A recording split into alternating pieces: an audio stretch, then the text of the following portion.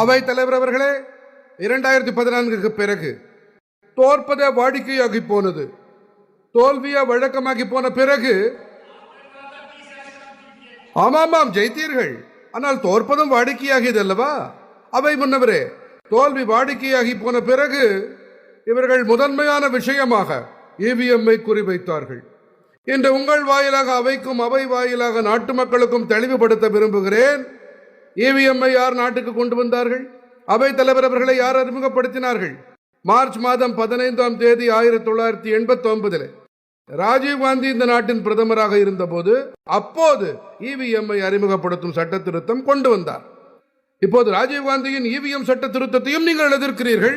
அவை தலைவர் அவர்களை இதற்கு பிறகு அட கேளுங்கையா என்ன செயல்பாடு நடந்தது என்று. இதற்கு பிறகும் கூட இவிஎம்முக்கு எதிராக யார் மனு கொடுத்தார்கள்? இந்த தேசத்தின் உச்சபட்ச நீதிமன்றத்தின் 5 நீதிமான்களின் குழு ஒன்று அமைக்கப்பட்டு இவிஎம் சட்ட திருத்தத்தை 2002ஆம் ஆண்டிலே உகந்தது என்று கூறினார்கள். ராஜீவ்காந்தியையும் ஏற்றுக்கொள்ளவில்லை, உச்ச நீதிமன்றத்தையும் ஏற்றுக்கொள்ளவில்லை.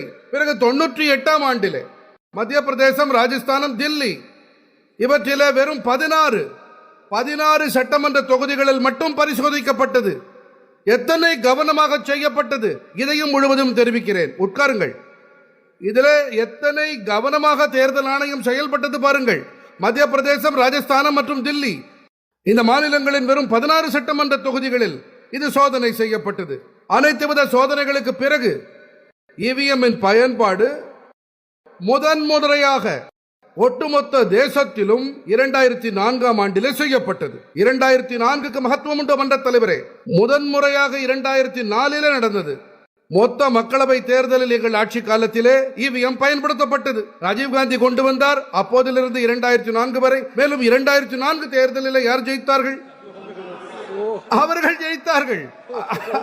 அந்த நேரத்தில் இவிஎம் பற்றிய விவாதம் இல்லை. 2009 தேர்தல் நடந்தது. முழுவதும் இவிஎம் மூலம் நடந்தது. இவர்கள் ஜெயித்தார்கள், மௌனியானார்கள். 2014 நாங்கள் ஜெயித்தவுடன் கோ கோ கோ கோ கோ கோ கோ கோ கோ என்று கூவுகிறார்கள். மன்ற தலைவரே, இதெல்லாம் என்ன? அதாவது சட்டத்தை கொண்டு வந்தீர்கள், இயந்திரத்தை கொண்டு வந்தீர்கள். தேர்தல் இயந்திரத்திலே முதலில் ஜெயித்தீர்கள், 2வது தேர்தலிலும் ஜெயித்தீர்கள். ஜாலியாக 10 ஆண்டுகள் ஆட்சி செய்தீர்கள். ஆனால் தோற்ற பிறகு ஒப்பாரி வைக்கிறீர்கள்.